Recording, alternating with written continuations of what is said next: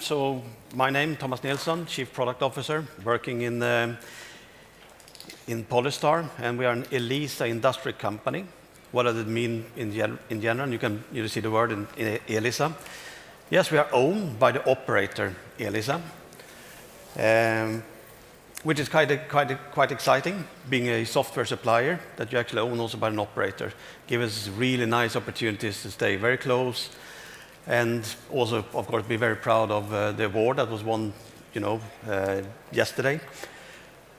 So that is, let's say, the starting point, and Elisa as such has decided a long time ago, don't expand in connectivity. We want to expand with other businesses, and Polystar is the software business for the telecom industry.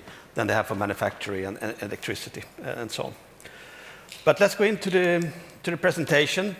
It's quite ambiguous title, Intelligent Connectivity in Future Networks. And obviously AI is central in everything we do in the future, in the way we are moving from where we are today to where we want to be at the end destination. We're going to look a little bit how we can redefine the operations, the assurance, and the customer experience. So that's the angle I'm coming from here. This one, just talking points. I've not started to read it through. But I think the point, and that was actually Amy and I had a conversation this morning about that people might seem a little bit more happier this year than previous years. And maybe AI is one of the reasons. Because, everyone working today is getting more and more busy, more and more stuff to do. And of course, now you start to get to tooling around. And getting the tooling around, it might become that you're more efficient. And this one I actually pulled together just using, regular Copilot. Not perfect, but it was a good start, and you put it together. And that is just one use case. Now, if you want to take it into the network, then we come to a completely different domain, and let's skip the cliffhanger, because that's going to be the AI. So the destination, and I think we have heard about this destination, many presentations, across the days we have been here. It really is about going to the autonomous network operations. And you can just go around and look on all the booths. It's always, AI, it's autonomous in one word or in one sentence or other. And so why do we want to move to this new world?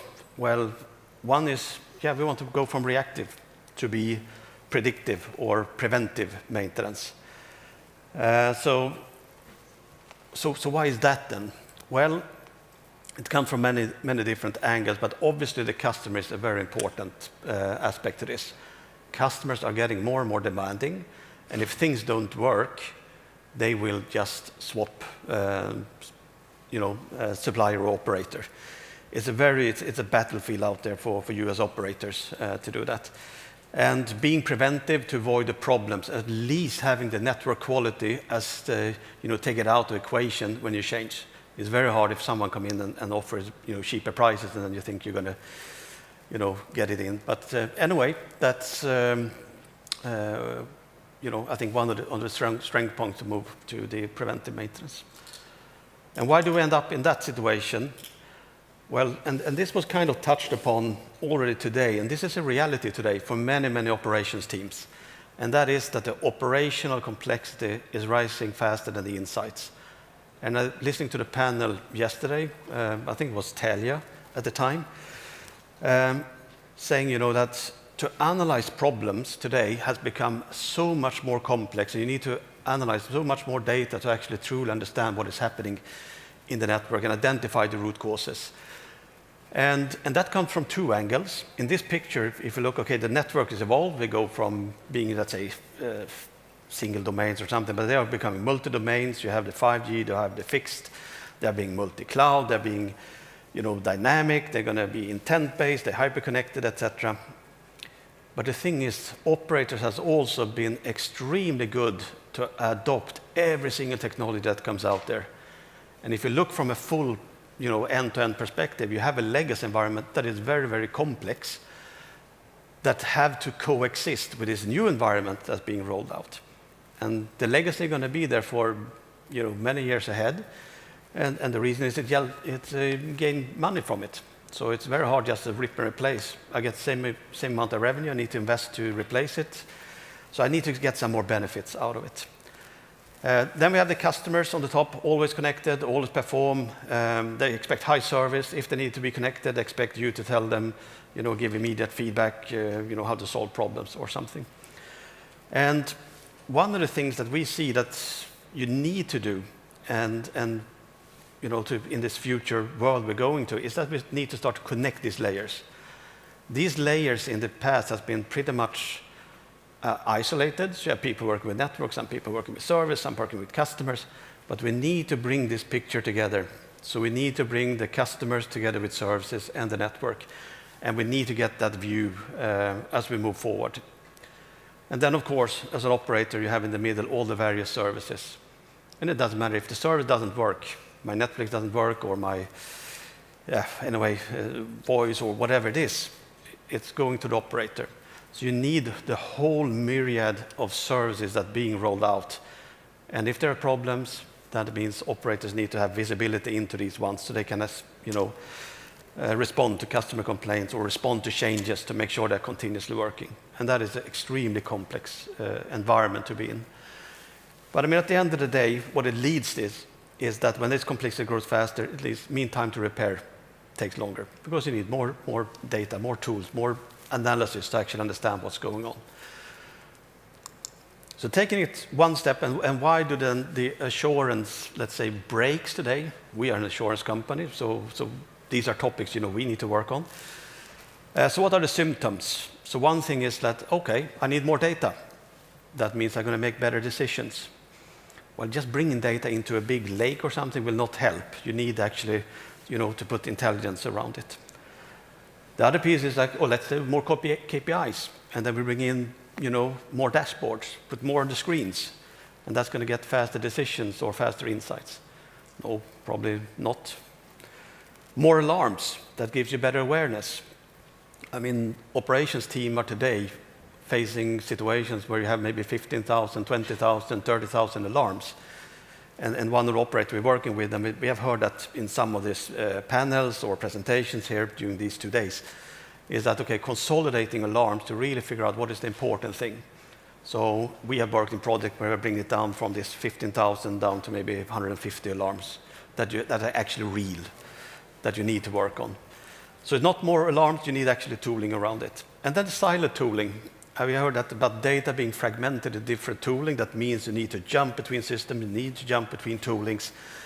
And that gives you two problems. One problem is that you need to jump between tools, but it also means that you sometimes also get a fragmented understanding, meaning that the data doesn't look the same in all these systems, and that means you start to argue, is this the truth? Is that system giving me the truth? And the business impact from this, NPS leading to churn, SLA penalties, take longer time to resolve problems so they occur, so then you breach penalties. OPEX, you need more people to manage all this, and also to set up new services. We have too many systems, too many tools. It actually slows down the product and service launches. So if we then start, okay, so what need to change or what moves we need to do is historically we have been always or many times looked also on a KPI-based insight. And then we start to prioritize our action based on the KPIs. What we are saying here is, okay, you should prioritize by the customer outcomes. The customer should be central in your decision. Doesn't matter if it's a human that's going to fix something at the end or if it is a machine. The machine should prioritize based on the customers. And what I mean with that, if you kind of elaborate a little bit more, is that a customer, when you get an issue, is that a VIP customer? Is it you need to understand the symptoms. Is it a severe problem, etc., etc. So you take and execute all the actions you need to take to solve it in the right order. Because even if you have AI and machines solving this problem or agentic systems solving the problems, it might be that you need to do certain actions, wait for the outcome, and then you start to take the next step. And of course, you want to do this to prevent the churn, you want to protect the experience, and you want to control the OPEX and then manage the service quality across it. So customers is extremely central in this outcome, that we see, at least from our angle. And then, and everyone working with this is an extremely simplified picture. And if you're an IT architect or something, I mean, you know how complex this is. Telco networks are extremely complex. But it really starts from the left-hand side, which is the data. And that goes back to what I said earlier. You need to start to combine the data from the different sources, being the customer data, being services, being the networks. And there are multiple ways you can do it. You can take it from network element, you can take it from probes, you can take it from devices. It's a lot of different sources you can use to get insight into this. And then you need to connect it with other sources. And with other sources, I mean to, for example, contextualize data. So you need metadata and other information, so that can make sense, not only a value, you need to connect it to something. And one of the biggest challenge, and that comes if you want to work with like a multi-domain, multi-source type of use cases, is unification. Data looks different. And it looks different between vendors, it looks different between sources and things. And that is a big, big work. And I was really happy that comes in some of the panel discussions. We're coming back from the dream, having only agents sorting all our problems, and we come back to the real problem, and that is the data. And I think the Swisscom was mentioning that, okay, this year target is to build up a solid data foundation, which is like the necessity to actually take the next step of AI. So that's the first piece, unification of data between the different sources. Then you come with this operational intelligence in the middle. So there you come into utilizing the AI to derive insight from much more data sources, etc., to stitch data together and get I would say service quality metrics that gives you the different insights, how customers are being affected, how do they experience the different services, how it's being used in the network, etc. So sometimes we call it a 360 view, so you get all the different angles you need to.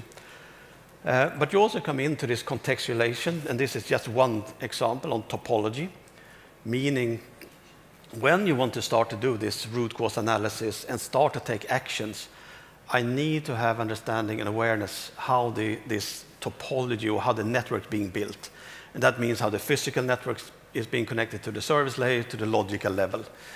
Because otherwise, you're going to end up in a very tricky situation. And to give you one example, if you have problems with synchronizations, for example, synchronization sometimes requires that you need to restart a base station.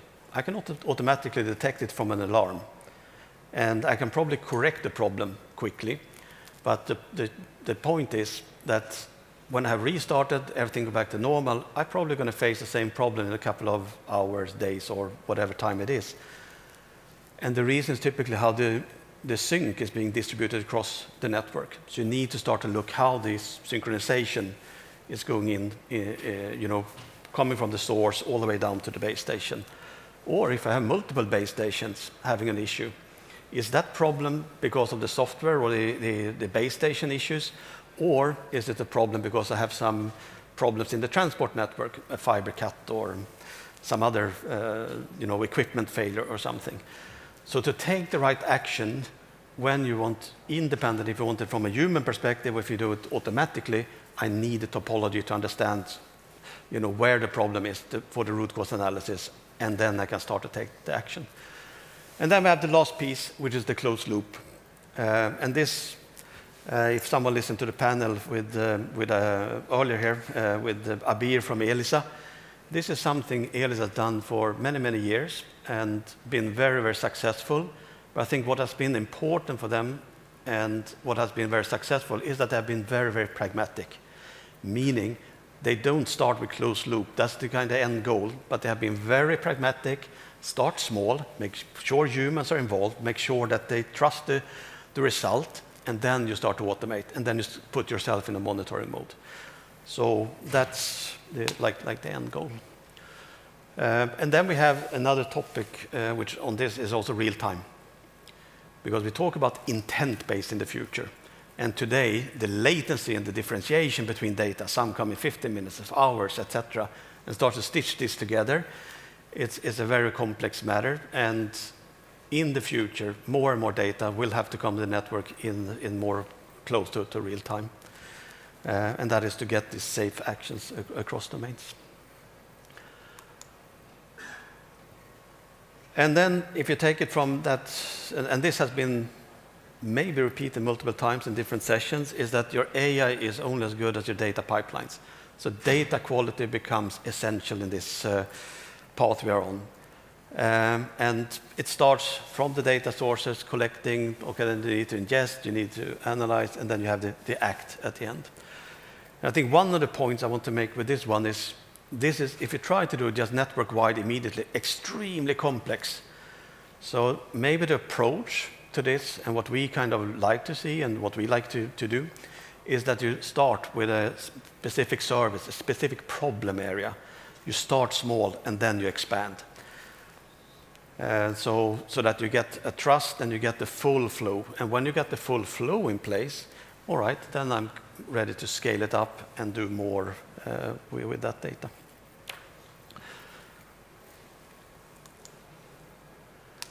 So let's spend a little bit more time on this one. So unified data, trusted intelligence, safe actions. I mentioned it before, and I think I just reiterate it. We need to link the different layers together. We need to link the network with the services, with the customers. That is the whole foundation for us. Then I put a huge database in the middle in this one, and it says Open AI-ready data foundation.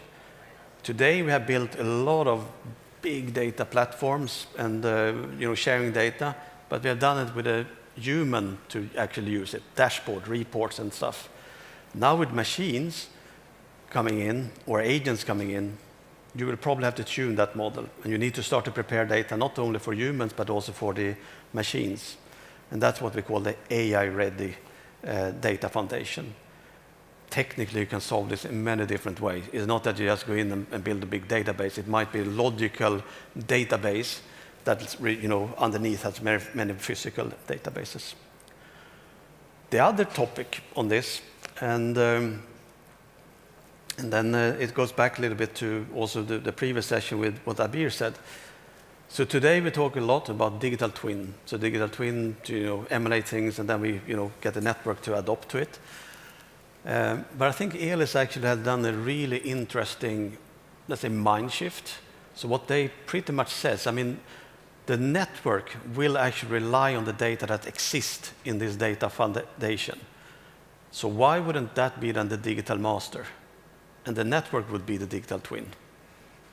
So it's a little bit mental how you shift, how you actually work with it. But for them, it has actually shifted the focus, shifted the people, and it has been an extremely successful way for them to automate things and with the right, let's say, mindset and concept into it.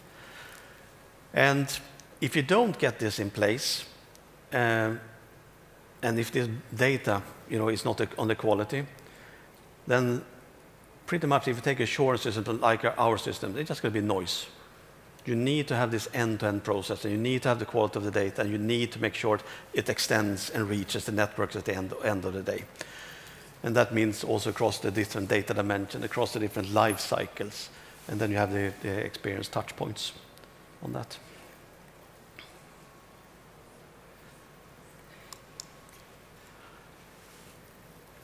When you start to build this foundation and you start to get this data together, then you also start to connect the front office with the back office. And what we mean by that is that you supply data into, for example, customer care processes. So I mean, we have operators today that we feed data and have been extremely successful by applying agents to automatically respond to customer calling in to customer care. I mean, if you know who is calling in, actually you can use agents to pick up who it is, and then you can start to collect data. And whilst you're waiting in an IVR or a voice system, you can give feedback. We have identified this. We believe this is actually, the resolution. Maybe you should think and try this. And for them, has been that you reduce a lot of calls to customer care, around 70%. So it doesn't even come to agents. And guess what? The satisfaction goes up. So it's a lot of interesting stuff we do with this connected intelligence. So you have both customer-facing benefits, quality improvements, and network-facing benefits of this. And I will not, go through all these ones.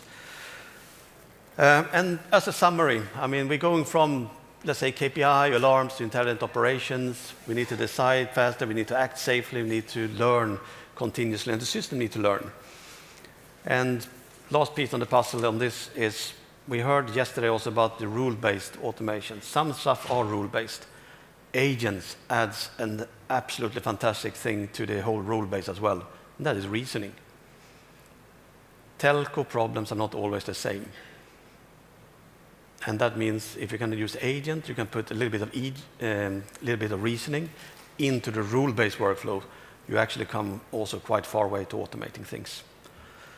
And looking to the end destination, AI central, going to be the brain in the autonomous network operations in this. So, thank you.